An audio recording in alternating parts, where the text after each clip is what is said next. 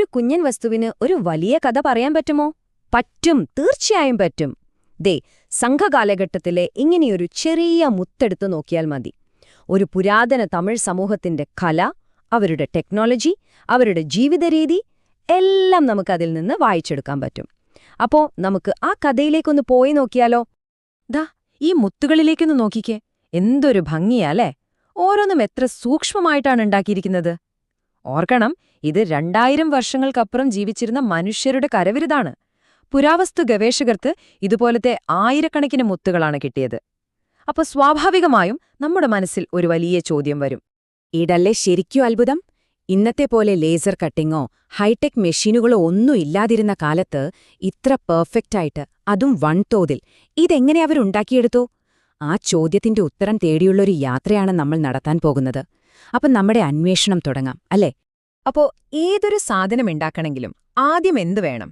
അതിന്റെ raw materials, അതായത് അസംസ്കൃത വസ്തുക്കൾ വേണം.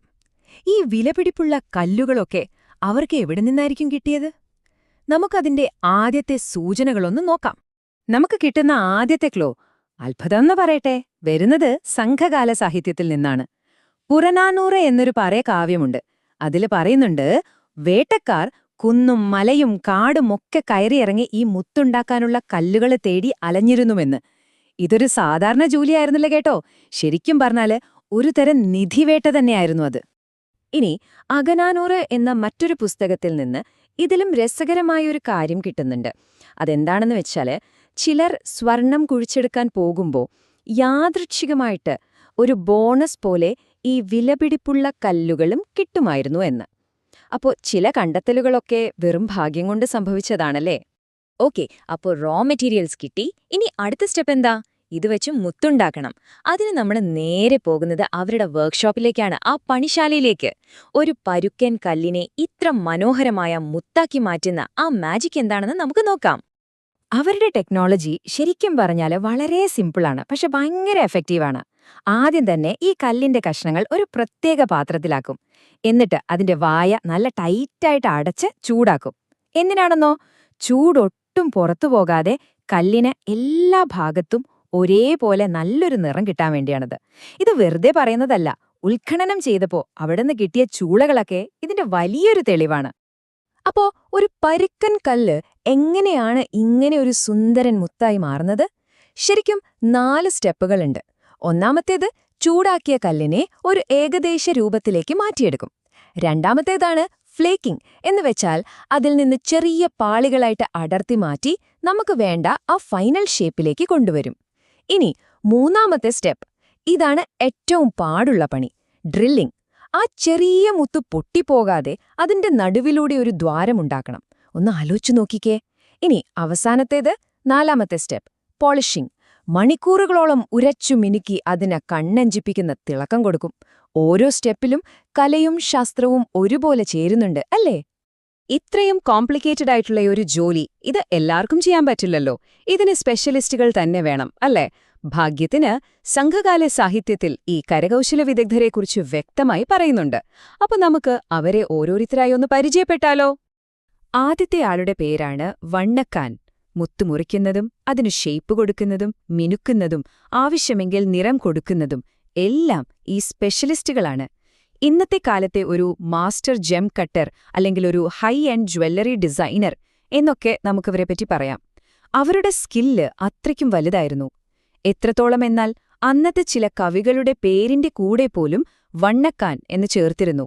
അത് സമൂഹത്തിൽ അവർക്ക് കിട്ടിയിരുന്ന ഒരു സ്റ്റാറ്റസും റെസ്പെക്റ്റുമൊക്കെയാണ് കാണിക്കുന്നത്. ഇനി അടുത്ത ടീമാണ് ക്വീനർ. ഇവരുടെ പണിയാണ് ഏറ്റവും സൂക്ഷ്മത വേണ്ടത്. മുത്തുകളില് നേരത്തെ പറഞ്ഞ ദ്വാരങ്ങളില്ലേ, അതിടുന്നത് ഇവരാണ്. പിന്നെ വസ്ത്രങ്ങളിലും മറ്റ് ആഭരണങ്ങളിലുമൊക്കെ ഈ മുത്തുകൾ തുന്നിച്ചേർക്കുന്നതും ഇവരാണ്. ശരിക്കും പറഞ്ഞാൽ ഡീറ്റെയിലിംഗിന്റെ ആൾക്കാരാണിവര്. ഇന്നത്തെ ലക്ഷറി ഡ്രസ്സുകളിലൊക്കെ എംബ്രോയിഡറി ചെയ്യുന്നവരെ പോലെ അത്രയും ക്ഷമയും കൃത്യതയും വേണം ഈ പണിക്ക്. അവസാനമായി ഗുട്ടുവർ. ഈ മുത്ത് നിർമ്മാണത്തിലെ അവസാനത്തെ കണ്ണിയാണിവർ. റെഡിയാക്കിയ മുത്തുകളെല്ലാം ഒരുമിച്ച് ചേർത്ത് നല്ല ഡിസൈനിൽ കോർത്ത് മനോഹരമായ മാലകളും മറ്റ് ആഭരണങ്ങളുമാക്കി മാറ്റുന്നത് ഇവരായിരുന്നു.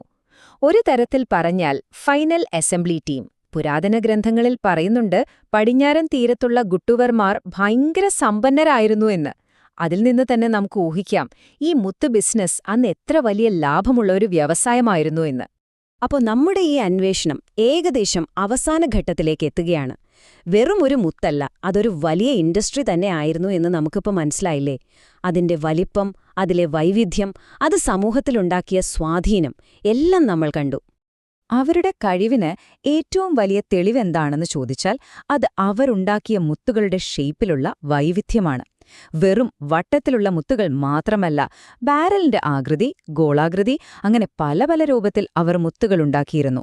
ഇത് അവരുടെ ആർട്ടിസ്റ്റിക് സ്കില്ലും സൗന്ദര്യബോധവുമാണ് കാണിക്കുന്നത്. നമ്മൾ ഇത്രയും നേരം പറഞ്ഞ കാര്യങ്ങളൊന്നും വെറും ഊഹങ്ങളല്ല. ഇതിനെല്ലാം ശക്തമായ പുരാവസ്തു തെളിവുകളുണ്ട്. കൊടുമണൽ, അരിക്കമേട്, പൊരുന്തൽ, ഈ സ്ഥലങ്ങളിൽ നിന്നൊക്കെ ആയിരക്കണക്കിന് മുത്തുകൾ മാത്രമല്ല, മുത്തുണ്ടാക്കിയിരുന്ന ഫാക്ടറികളുടെ അവശിഷ്ടങ്ങൾ വരെ കിട്ടിയിട്ടുണ്ട്. അതായത് സാഹിത്യത്തിൽ പറഞ്ഞ കാര്യങ്ങൾ അതേപടി ഇവിടെ തെളിയുകയാണ്.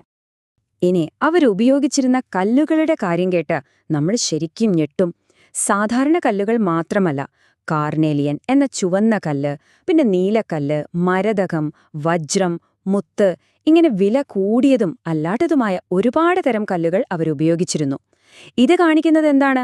അവർക്ക് ദൂരദേശങ്ങളുമായി നല്ല വ്യാപാര ബന്ധങ്ങളുണ്ടായിരുന്നു. പിന്നെ രത്നങ്ങളെക്കുറിച്ച് നല്ല അറിവുമുണ്ടായിരുന്നു. ഈ ഒരു കലയ്ക്ക് എത്രത്തോളം പഴക്കമുണ്ടെന്നറിയോ? സംഘകാലത്തിന് എത്രയോ മുൻപ്, ഏകദേശം 6000 വർഷങ്ങൾക്ക് മുൻപ് സിന്ധു നദീതട സംസ്കാരത്തിന്റെ കാലം മുതൽക്കേ കാർണീലിയൻ പോലുള്ള കല്ലുകൾ ആഭരണങ്ങൾ ഉണ്ടാക്കാൻ ഉപയോഗിച്ചിരുന്നു. അപ്പോ ഒന്നാലോചിച്ചു നോക്കൂ, ഇന്ത്യൻ ഉപഭൂഖണ്ഡത്തിൽ ഈ കലയുടെ വേരുകൾ എത്ര ആഴത്തിലാണെന്ന്. അപ്പൊ നോക്കൂ, നമ്മൾ തുടങ്ങിയത് ഒരു ചെറിയ മുത്തിൽ നിന്നാണ്. പക്ഷെ അത് നമ്മളോട് പറഞ്ഞത് ഒരു വലിയ ചരിത്രമാണ്.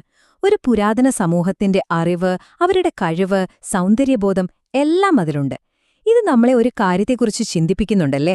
ഒരു കുഞ്ഞൻ മുത്തിന് ഇത്രയും വലിയ കഥ പറയാൻ പറ്റുമെങ്കിൽ നമ്മൾ ദിവസവും കാണുന്ന പക്ഷെ ശ്രദ്ധിക്കാതെ പോകുന്ന സാധാരണ വസ്തുക്കളിൽ ഇതുപോലെ എത്രയെത്ര രഹസ്യങ്ങളായിരിക്കും ഒളിഞ്ഞിരിക്കുന്നത്? ഒരു പക്ഷേ ഇനിയൊല്ല ചുറ്റും നോക്കുമ്പോൾ നമുക്കും അങ്ങനെ എന്തെങ്കിലും കണ്ടെത്താനായേക്കും.